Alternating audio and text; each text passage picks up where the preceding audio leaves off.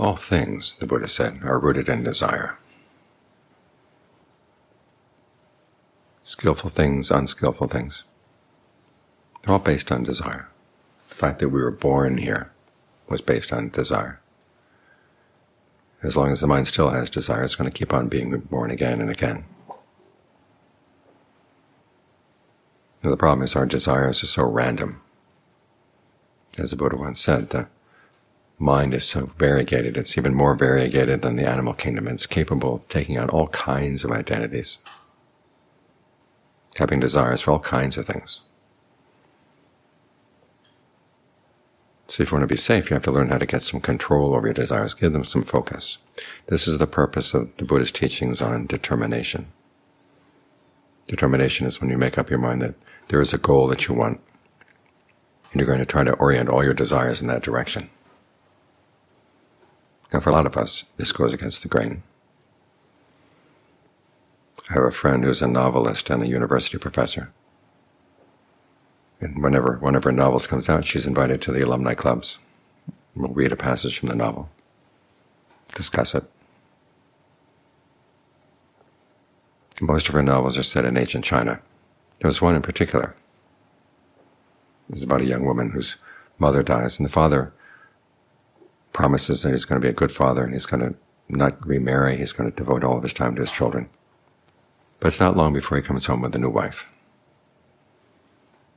The daughter is pretty upset, but the new wife tries to be a good mother.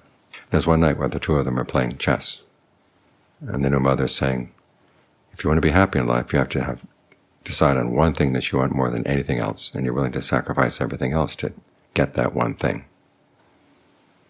And the daughter's half listening, half not listening, but she's beginning to notice that her stepmother is a very sloppy chess player, losing pieces here, losing pieces there.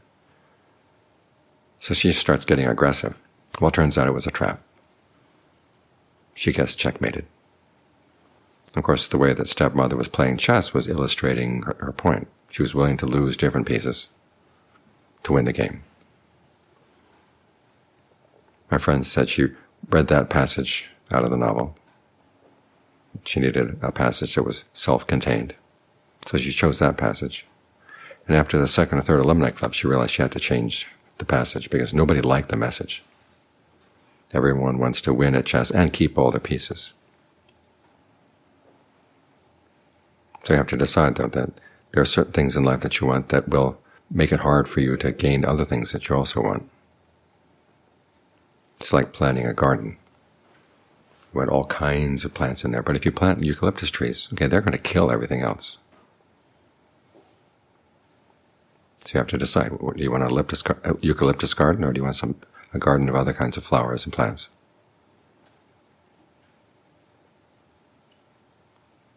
And as the Buddha said in one of the verses in the Dhammapada, if you see that there's a greater happiness that comes from abandoning a lesser happiness, the wise person is willing to forsake the lesser happiness for the sake of the greater happiness. There's a British translator who translated that poem one time. And in a footnote he said, this can't possibly be the meaning of this. There must be a deeper meaning someplace, because the point is just so obvious. Well, it may be obvious, but it's not the way people live their lives. Everyone wants to keep everything. But you look at the Buddha himself. He had to sacrifice a lot of things in order to find awakening. But as he decided, it was more than worth it.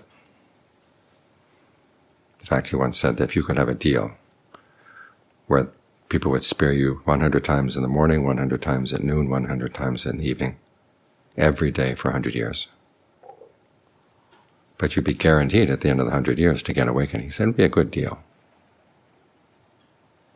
The experience of awakening would be so joyful that you wouldn't even think that you had attained it in pain. So his recommendation, of course, is that you aim at awakening. But he also gave directions for other goals you might have in life, determining on them. There are basically 4 characteristics or 4 qualities of mind you need to bring to it. And these 4 qualities of mind also contain the 10 perfections. The qualities are discernment, truth, relinquishment, and calm. You start out with discernment, trying to figure out what would be a good goal, what would be worthwhile. But when you attain it, would be something you could really hold on to, a really good essence. And then you use your discernment and figure out how to get there. Now, in terms of the perfections, this involves the perfection of discernment, of course, but also involves the perfection of goodwill. You have to have goodwill for yourself. And if you want your goal to last, you have to make sure that you don't attain it based on other people's suffering. You have to keep their well-being in mind. The second quality, truth. Once you determine what would be a good, wise way of trying to reach that goal, then you really stick with it. This gets paired with relinquishment. You have to let go of the things that would get in the way. In terms of the perfections, truth embodies the perfection of truth, the perfection of virtue, and the perfection of persistence. You really stick with this. As for relinquishment, that involves renunciation and generosity. Renunciation here doesn't mean just giving up on things. Specifically, it's renouncing sensuality. Years back, I was reading an article about someone saying that people don't like the idea of renunciation, but basically you're giving up your unhealthy attachments, which is true. But at the same time, you're trying to find happiness in another way, aside from sensuality. Of course, that would be the practice of right concentration. The description starts out by saying, putting aside unskillful mind states, putting aside sensuality. You focus the mind in on one topic, like the breath. Stay with the breath, and now the thoughts that would come in right now, just let them go. Try to find a sense of well-being with the breath. This will involve, on the one hand, learning how to focus properly so you don't put too much pressure on the breath. Or you don't want your focus to be so light that it slips away.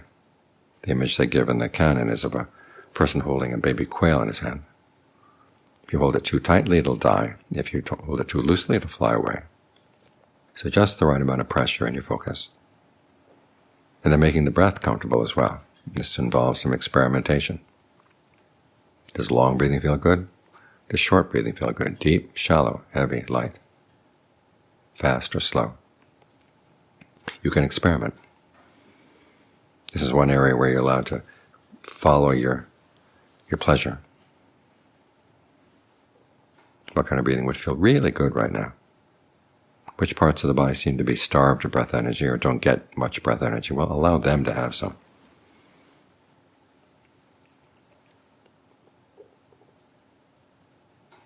And then as the breath energy gets good, think of it spreading around the whole body.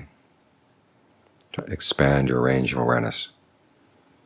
So it covers everything, from the head down to the feet. And the entire area of the body is open, so that the breath can flow in. You can think of every cell in the body breathing in, breathing out. They're all breathing in harmony.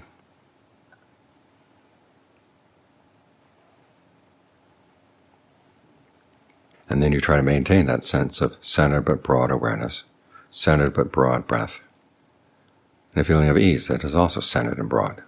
We're all here together.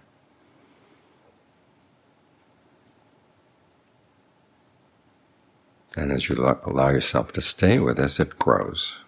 The pleasure grows. The sense of fullness inside will also grow. There'll be a sense of just rightness, being right here. So you see that renunciation is not just giving up. It's finding a wise alternative for the way you look for pleasure, the way you look for happiness.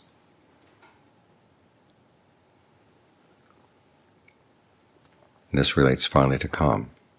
There are a lot of things you have to give up in the course of pursuing what you have decided is a worthwhile goal. You have to keep the mind calm in the face of that. Sometimes it gets worked up. I can't do this, I can't do that anymore.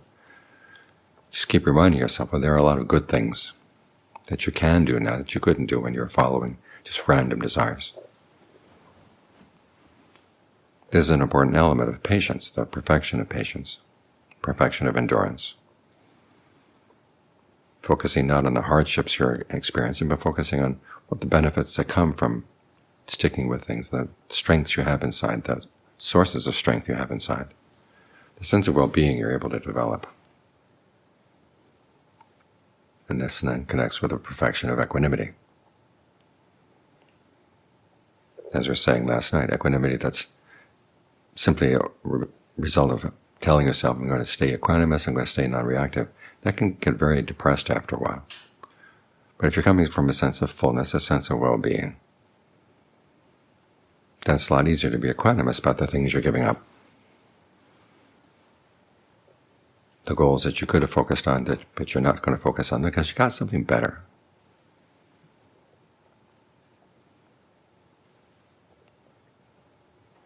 And this is the wisdom and the discernment that underlies all of these qualities. Realizing that you may be giving up some things, but you're getting much more in return. Renunciation is a trade.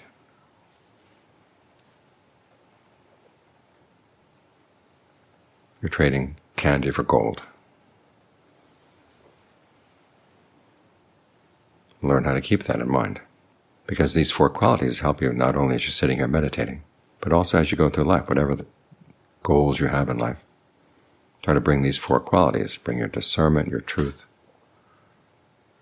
your relinquishment, and your calm, to bear on that pursuit. And as you're leaving this life and going on to the next life, the same principles will apply.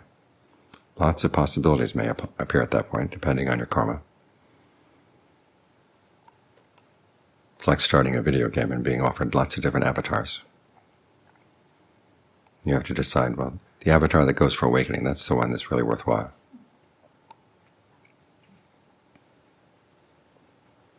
The rest just keep circling around and around and around and really don't go anywhere. I was reading just last night, there's a famous intellectual who's decided he's making himself an expert on Buddhism. And the message of Buddhism, he says, is that life is meaningless and you don't have to create any meaning. Just sit around and do nothing. And he's offering this as a positive idea. I can't say the Buddha is saying that anywhere. Our lives live by meaning. This whole process of fabrication, where we fabricate the aggregates and create a sense of ourselves, create a sense of the world. Fabrication is always done for the sake of something. And the Buddha is basically saying that best for the sake of would be for the sake of awakening. That does give meaning to your life. And it certainly doesn't involve doing nothing. There's skills to develop. There are old attachments to let go. And if you can keep your focus, focusing your desires on finding an end to suffering, finding an end to the way in which you've been causing yourself lots of unnecessary grief and pain,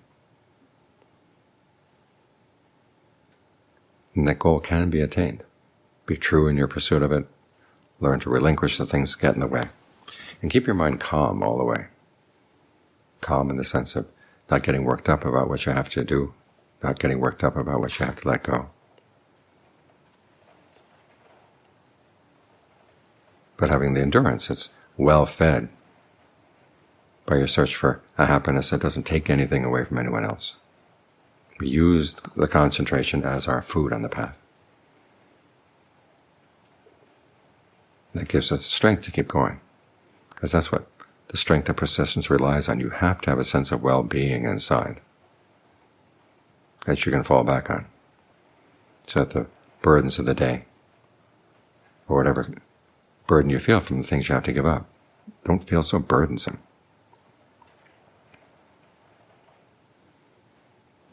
When I returned from Thailand, someone once asked me, what was the hardest thing to endure over there? And I thought, and I couldn't think of anything in particular. And then I realized, because there was so much positive going on in my practice, learning new things, that even though there were a lot of difficulties, we had a lot of material difficulties, especially in the first couple of years as a monk. But they didn't weigh the mind down because of the positive things that I was learning about. Stay focused on what's good about being focused, what's good about having priorities.